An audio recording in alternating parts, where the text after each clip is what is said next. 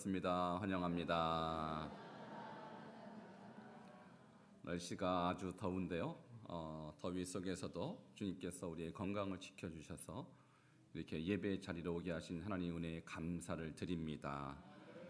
오늘은 십계명의 제 세 번째 계명 여호와의 이름을 망령되게 부르지 말라라는 제목으로 말씀을 나누도록 하겠습니다. 함께 따라하시겠습니다. 여호와의 이름을 망령되게 부르지 말라.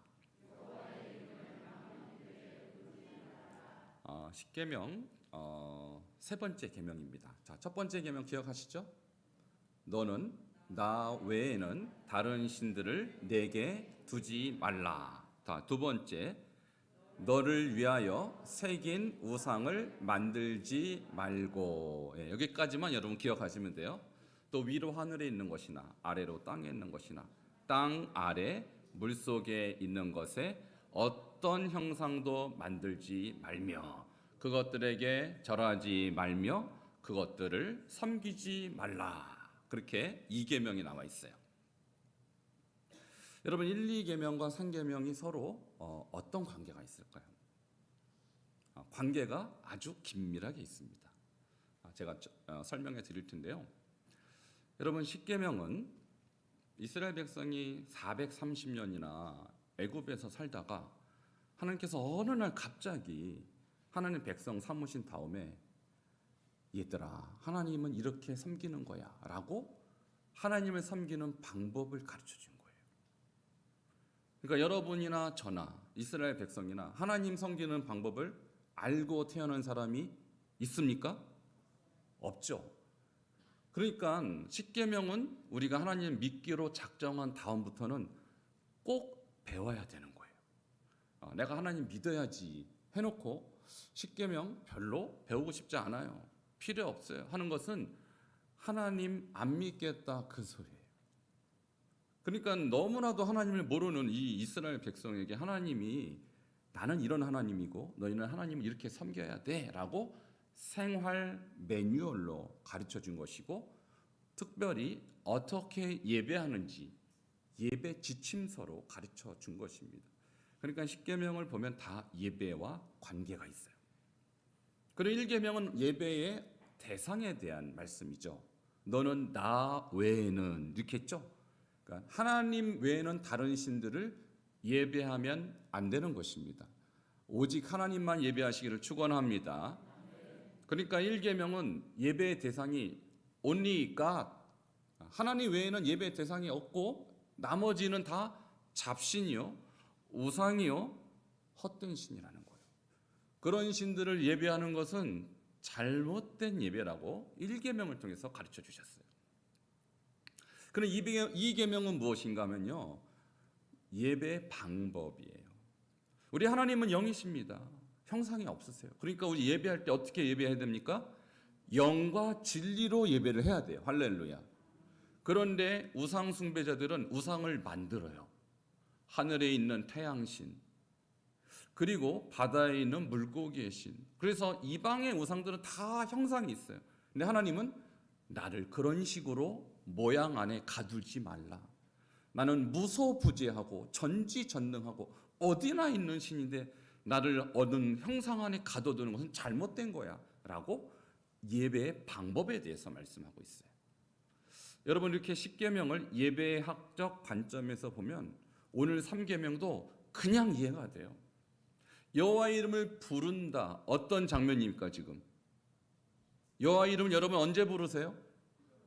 기도할 때, 찬양할 때, 예배할 때. 그러니까 이 3계명도 하나님을 예배하는 예배자가 어떠한 태도로 예배하느냐에 대한 예배자의 태도에 관한 말씀이에요. 자, 1계명은 예배의 대상, 2계명은 예배의 방법, 3계명은 예배자의 태도에 대한 것입니다. 기억하시겠어요? 1계명은 예배의 대상, 하나님, 2계명은 예배의 방법, 모양 안에 가두지 말고 영으로 예배하라. 3계명은 예배의 태도인 것입니다. 저를 따라하세요. 예배의 태도. 어떤 예배로, 어떤 태도로 예배하는가? 이것이 3계명의 핵심 메시지가 되겠습니다. 그러면 첫 번째 주제가 뭐냐면 여호와의 이름이 왜 그렇게 중요한가? 왜 여호와 이름은 망령되게 부르면 안 되는가? 그 여호와의 이름의 중요한 뜻에 대해서 말씀을 드리려고 합니다. 여러분 다 이름이 있으시죠? 저는 신재혁이라고 합니다. 있을 재자 빛날 혁자예요. 여러분 저를 보면 빛이 보입니까 안 보입니까? 안 보여도 상관없어요. 저희 부모님은 빛된 인생 살라고 이름을 그렇게 지어주신 거예요. 제가 큰아들 이름을 뭘로 할까 했는데 저희 아버님이 지어버리셨어요. 제가 안 짓고 아버님이 큰 대자에 착할 선 크게 착해라. 그냥 착하면 안 되고 크게 착해라. 대선 그러면 다 대통령 선거 생각하는데 그것이 아니고 크게 착한 인생, 선한 인생을 살아라 하고 이름을 지어준 것은 이름에는 뜻이 있고 이름에는 인격이 있는 거예요. 그냥 막 짓지 않아요. 자식 이름을 개똥이라고 짓는 부모는 없습니다. 그건 아마 별명일 거예요. 그 이름에 저주를 넣는 부모는 없어요. 이름은 항상 고귀하게, 존귀하게 짓는 것이죠. 그러면 여호와의 이름은 어떤 뜻이 있을까요? 너무너무 존귀한 이름이죠. 자, 그것이요. 출애굽기 3장 14절에 딱 나와 있어요. 어떤 의미가 있는지 같이 읽도록 하겠습니다. 시작. 하나님이 모세에게 이르시되 나는 스스로 있는 자이니라. 또 이르시되 너는 이스라엘 자손에게 이같이 이르기를 스스로 있는 자가 나를 너희에게 보내셨다 하라. 아멘. 여호와라는 이 이름은요, 정확하게 여호와라는 발음인지 아닌지 몰라요. 성경에도 여호와라고 기록되어 있지 않습니다. 그냥 영어 이니셜 4개만 기록되어 있어서 발음이 정확하게 뭔지는 몰라요. 그리고 유대인은 여호와의 이름을 안 불러요, 아예. 왜냐하면 망령되게 일컬을까 봐 아도나이라고 바꿔서 읽어요. 그것은 주님이란 뜻입니다. 그러니까 이 여호와의 이름이 정확하게 성경에 나는 스스로 있는 자라고 기록되어 있는 거예요. 함께 따라하시겠습니다. 나는 스스로 있는 자이니라. 여러분 저는요 스스로 있지 못해요. 저는 부모님의 DNA를 저한테 물려주셔서 제가 이 땅에 태어나서 제가 왜 이렇게 생겼는지 제 탓이 아니에요. 부모님 탓이에요. 제가 왜 키가 이거밖에 안 되냐? 부모님 탓이에요. 제 탓이 아니에요. 자, 모든 것은 부모로부터 유전돼서 저에게 현재 나의 모양을 형성하는 것이죠. 자, 한국 사람은 왜 눈이 작을까요? DNA가 그래요. 미국 사람처럼 눈이 크려면 그냥 포기하세요. 그건 안 되는 거예요. 그러니까 우리는 다 부모로부터 뭔가 유전을 가지고 나의 모양을 형성하죠. 근데 유일하게 부모 없이 존재하는 존재가 있다면 그분이 바로 하나님입니다. 할렐루야. 하나님에겐 부모가 없어요. 누구로부터 왔느냐? 그 누구로부터가 원인자라고 하거든요. 그러니까 유일하게 원인자가 없는 존재가 하나님이에요. 예를 들면 로마 신화에 많은 신들이 있죠. 그 이름을 누가 지었을까요? 사람이 지었어요. 사람이. 인간이 신의 이름을 만들고 그런 신이 있다라고 이름을 지었어요. 뭐 주피터라든지 뭐 이런저런 신들, 그리스 신에도 많은 신들이 있죠. 누가 그 이름을 지었을까요? 사람이 지어낸 거예요. 근데 하나님은 스스로 계시하기 전에 하나님의 이름이 뭔지 아무도 몰랐어요. 근데 여호와께서 이렇게 말하는 것입니다. 나는 스스로 있는 자. 여호와의 뜻이 그 뜻입니다. 스스로 아무도 날 만들지 않았어. 나는 태초부터 지금까지 스스로 있어 라고 계시한 거예요. 여러분 지금 여러분이 믿는 하나님이 스스로 계신 전능하신 하나님을 믿으시기 바랍니다. 다른 잡신하고는 레벨이 틀려요. 불교의 석가모니 사람입니다.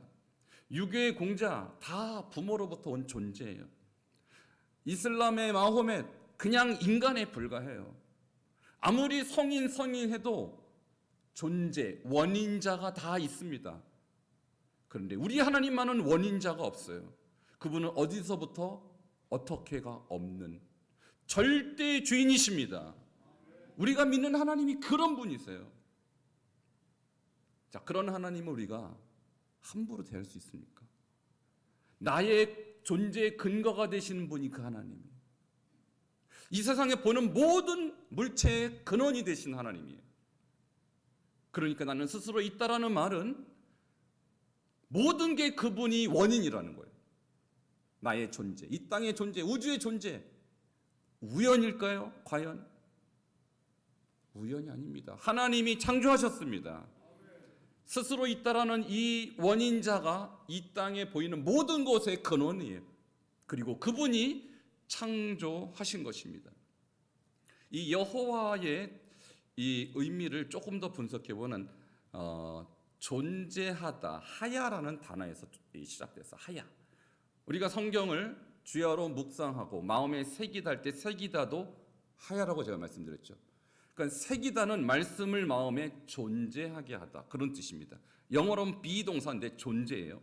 그러니까 하나님의 이름은 그냥 존재 그 자체. 우리 그 하나님을 섬기는 여러분, 하나님 앞에 최선을 다하여 예배하시기를 축원합니다.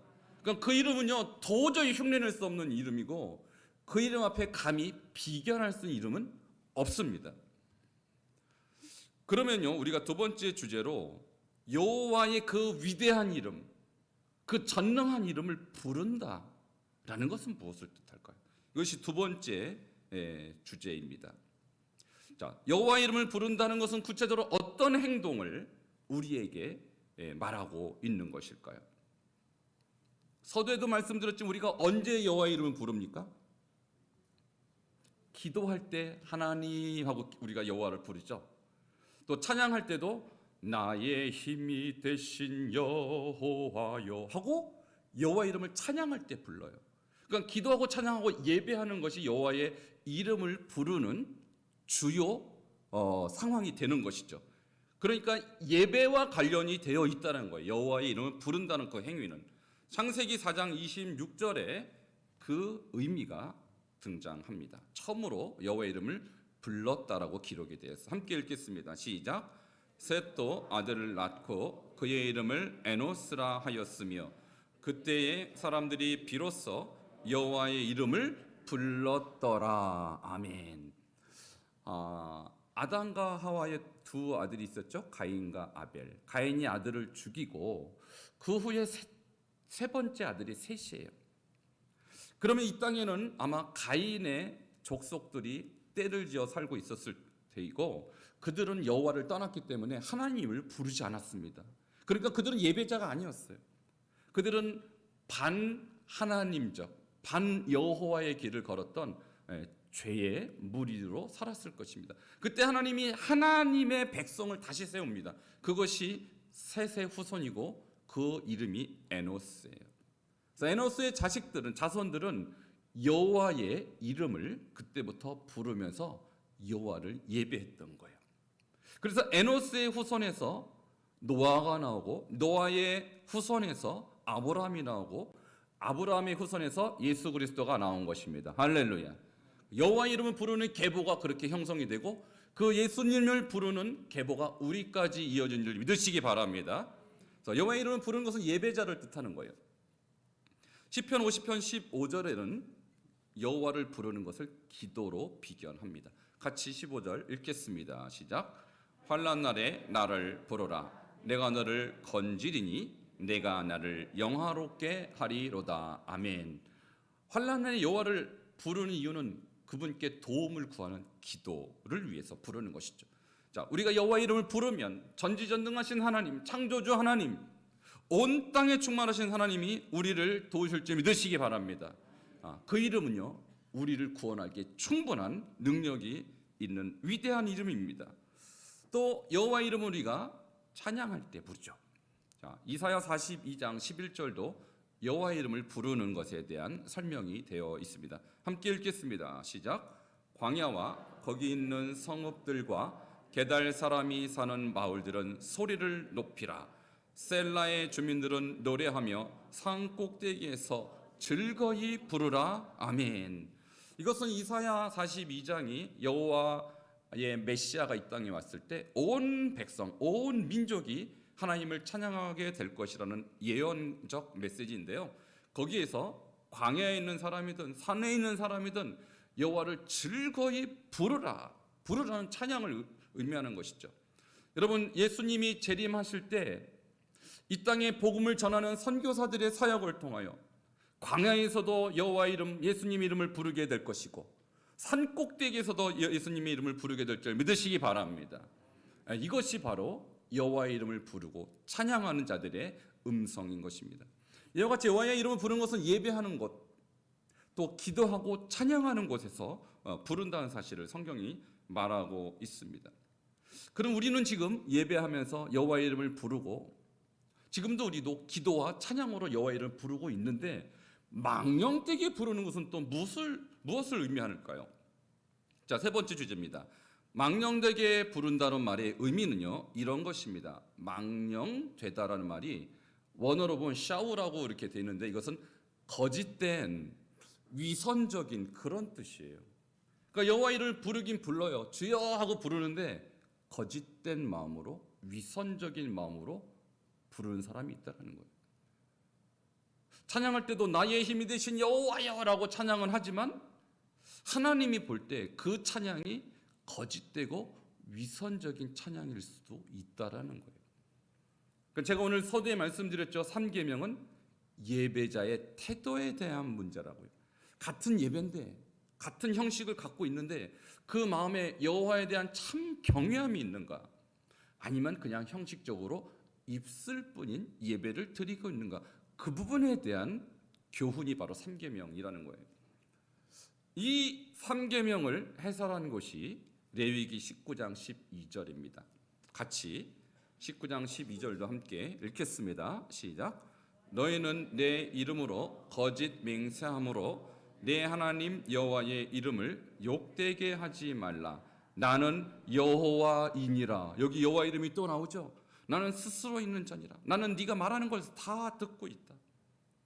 나는 너의 마음속에 들어갔다 나왔다. 나는 전능한 자다. 그러면서 여호와의 이름으로 거짓 맹세하지 말라는 거예요.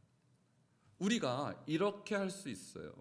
하나님, 제가 주님께서 건강 주시면 제가 몸 바쳐 일할게요. 주님 제게 물질 주시면 제가 이 물질 절반 딱 떼어 갖고 주님 앞에 바칠게요. 이런 기도를 할 수 있다라는 거예요. 그런데 막상 건강도 주셨고 막상 축복도 주셨는데 입 싹 닫는 거 거짓 맹세라는 거예요. 자, 이렇게 하는 것은 하나님의 이름, 여호와의 이름을 헛되이 망령되게 거짓으로 위선적으로 부른다는 것입니다. 이렇게 하면 여호와 이름을 욕되게 한다는 거예요. 그러므로 우리의 입술과 우리의 마음과 우리의 생각을 주관하신 하나님 앞에 정직하시기를 축원합니다.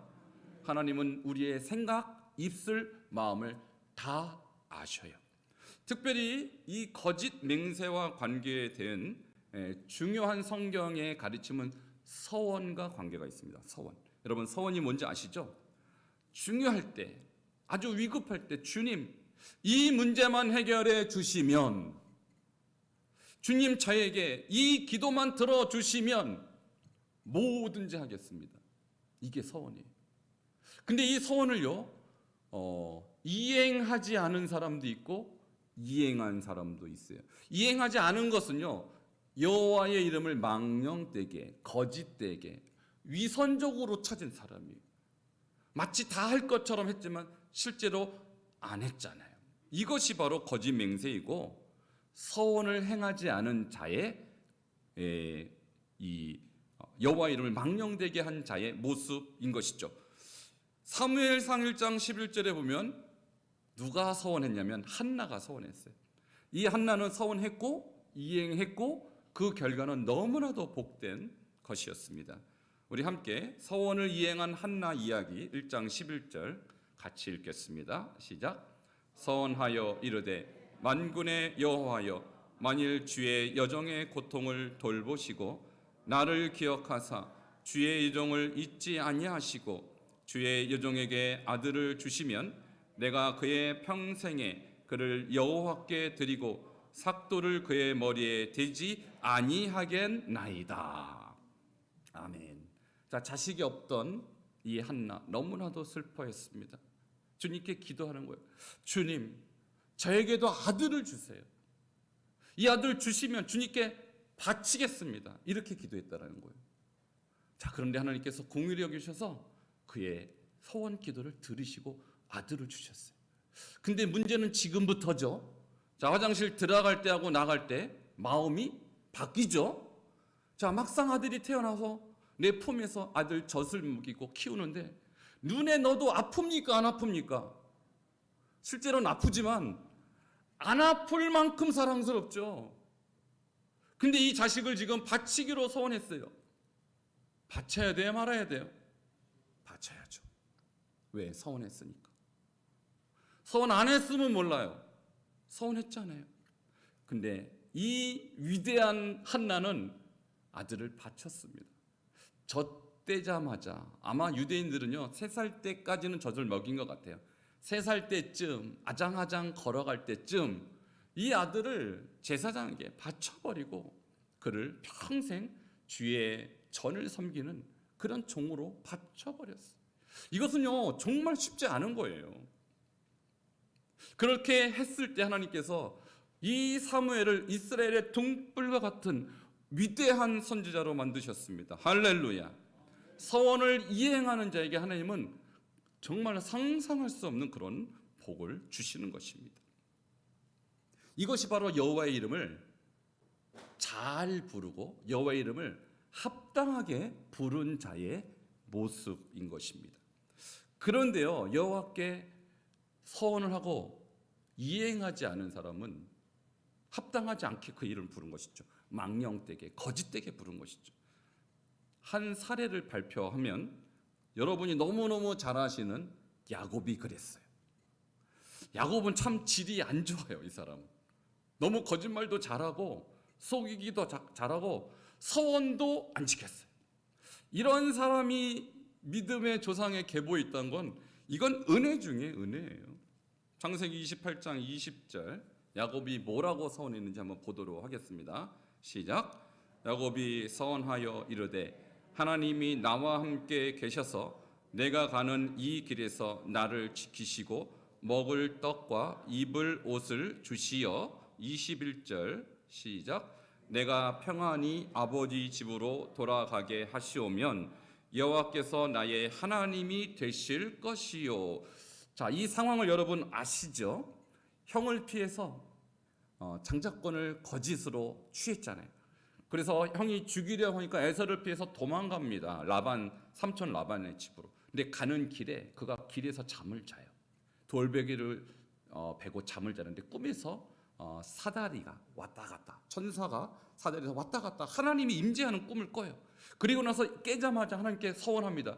주님, 저를 나로 안전하게 이 땅에 돌아오게 하시면 첫 번째 소원은 뭐냐면 하나님이 나의 하나님, 당신이 나의 하나님이 되시리이다. 이 말씀은 뭐냐면 내가 오직 하나님만 섬기겠다, 다른 신을 섬기지 않겠다라고 서원하는 것이고요. 두 번째 소원은 22절에 있습니다. 함께 22절을 읽도록 하겠습니다. 시작. 내가 기둥으로 세운 이 돌이 하나님의 집이 될 것이요 하나님께서 내게 주신 모든 것에서 10분의 1을 내가 반드시 하나님께 드리겠나이다 하였더라. 자, 두 번째 소원은 뭐냐면 자기가 돌베개를 하고 잤던 이 돌을 세우고 이곳이 하나님의 집이 되게 하겠다. 다시 말하면 내가 돌아와서 무사히 건강히 돌아와서 이곳에서 단을 쌓고 하나님을 예배하겠습니다 라고 서원했던 거예요. 내가 평생 하나님께 예배하는 예배의 단을 쌓고 예배자가 되겠다라는 거예요. 세 번째 소원은 그리고 나의 물질의 10분의 1을 하나님께 드림으로써 내 물질의 주권이 하나님께 있음을 인정하겠습니다. 이렇게 세 가지를 약속했어요. 근데 이것을 지켰을까요? 안 지켰을까요? 안 지켰습니다. 하나님은요 이 서원대로 축복하셔서 라반의 집에서 고생하다가 20년 만에 돌아오게 합니다. 그리고 형 에서를 만나서 극적으로 화해를 하고 그는 갑부가 되어서 이제 다시 고향으로 돌아가는 길에 어디로 가야 돼요? 지금 저 돌이 있는 베델로 가야 하는 것입니다. 근데 베델로 가다가 중간에 세겜이라는 곳에서 멈췄어요. 세겜은 지금으로 말하면 대도시고 서울과 같은 곳이에요. 그 당시에 가장 큰 번화한 도시가 세겜이었고요. 베델은 아무것도 없는 깡촌이에요. 그러니까 부자로 부유하게 식구들을 거느리고 돌아왔으니까 깡촌에서 살고 싶겠습니까? 아니죠. 아파트 있는 곳, 대저택이 있는 대도시를 선택한 것입니다. 이때부터 하나님은 네가 20년 전에 나와 한 서원 지키나 안 지키나 보자 하고 야곱을 보고 있는 거예요. 근데 하루가 지나고 1년이 지나도 안 지킵니다. 하나님이 가만히 있을 수가 없죠. 그의 딸 디나가 그 세겜 추장의 몸을 더럽히는 너무나도 충격적인 사건을 그 집안이 겪어야 되고요. 이 분노 때문에 오빠들이 그 세겜 땅의 남자들을 다 죽여버리는 너무나도 큰 비극이 일어나요. 이 사건을 보면서 야곱은 무엇이 생각났을까요? 서원. 내가 20년 전에 하나님께 3가지 서원했는데 한 가지도 안 지키고 내가 여기서 이렇게 호의호식하면서 하나님을 예배하지도 않고 나의 물질의 주권자이신 하나님 앞에 11조도 드리지 않고 내가 지금 뭐 하고 있는 거야? 그때 비로소 각성이 일어난 거예요. 그리고 하나님 앞에 무릎 꿇고 기도할 때 하나님이 이렇게 명령합니다. 35장 1절 같이 읽겠습니다. 시작. 하나님이 야곱에게 이르시되 일어나 베델로 올라가서 거기 거주하며 내가 내 형 에서의 낯을 피하여 도망하던 때에 내게 나타났던 하나님께 거기서 제단을 쌓으라 하신지라. 하나님은요 서원을 정확하게 기억하십니다. 잊지 않으세요. 너 내 이름으로 나랑 약속했잖아. 내 이름이 어떤 이름인데? 나는 원인 없는 원인자이고 온 땅의 창조자인데 나하고 말하는 것을 함부로 여겨? 이것은 여호와의 이름을 망령되게 여기는 대표적인 케이스예요. 하나님이 그냥 두지 않죠. 여호와 앞에 다시 그가 이렇게 음성을 들었습니다. 베델로 올라가서 거기서 하나님께 제단을 쌓으라. 약속했던 곳으로 가서 거기서 예배자의 삶을 살라라는 것입니다. 여러분, 그래서 제3계명을 잘 지키는 것, 특별히 10계명을 잘 지키는 것은 우리로 하여금 참된 예배자의 길로 인도하는 줄 믿으시기를 축원합니다. 10계명은 그래서 여러분이 전문가가 돼야 돼요. 제가 10계명을 지금 처음 하는 것이 아닙니다. 제가 부임하자마자 새벽 기도 때 한번 10계명을 했고요. 수요 일부 예배 때 10계명을 했습니다. 지금 3번째 하는 거예요. 왜 자꾸 반복하냐면 여러분이 10계명을 한 번 듣고는 기억을 못해요. 2번 들어도 기억을 못해요. 3번 들으면 기억을 할까요? 했으면 좋겠습니다. 이번이 끝이기를 바랍니다. 이 10계명에 여러분 전문가가 되시길 축원합니다. 10계명을 모르면 어떻게 하나님의 예배하는지 알 수가 없어요. 여호와 이름을 망령되게 부르면서도 내가 잘하고 있는 줄 착각하는 거예요.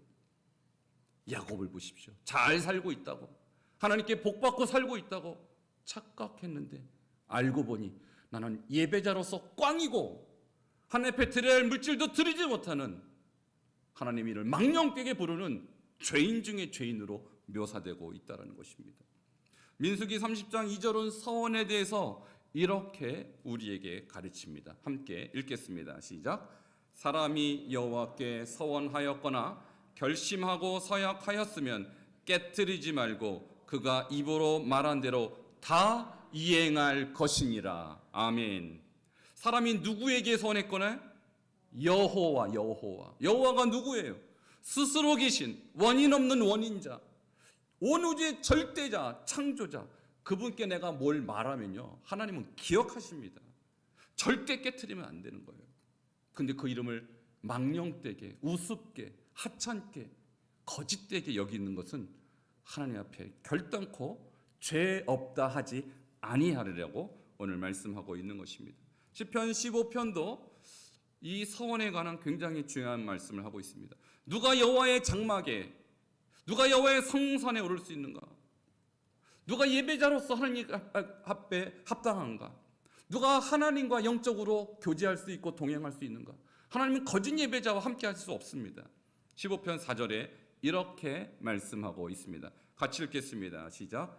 그의 눈은 망령된 자를 멸시하며 여호와를 두려워하는 자를 존대하며 그의 마음에 선한 것은 해로울지라도 변하지 아니하며.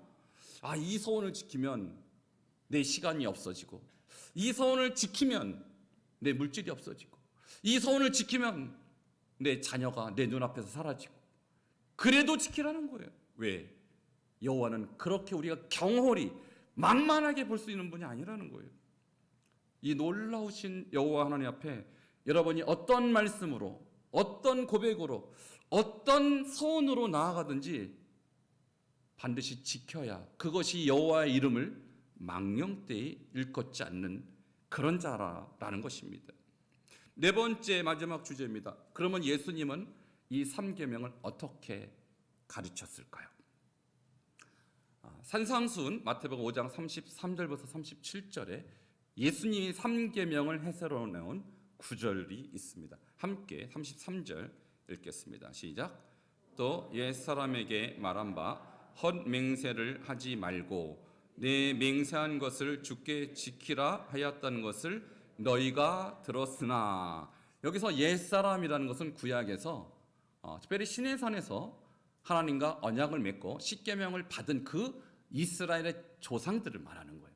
자, 그 사람들에게 뭐라고 말했냐면 헛맹세를 하지 말고 맹세한 것을 지키라라고 말했다는 것인데, 이 표현을 그대로 쓴 구절은 없어요, 구약에. 그렇다면 이것은 제3계명 여호와 이름을 망령되게 부르지 말고, 그 다음에 레위기 19장 2절에 여호와께 거짓 맹세하지 말라라는 구절을 주님께서 이렇게 표현한 것입니다. 자, 이 말씀을 너희가 기억하고 들었고 지금도 알고 있지 않느냐라고 말씀하시면서 이 말씀을 재해석해 주세요. 자, 그것이 34절입니다. 같이 34절 읽겠습니다. 시작. 나는 너희에게 이르노니 도무지 맹세하지 말지니 하늘로도 하지 말라. 이는 하나님의 보좌임이요.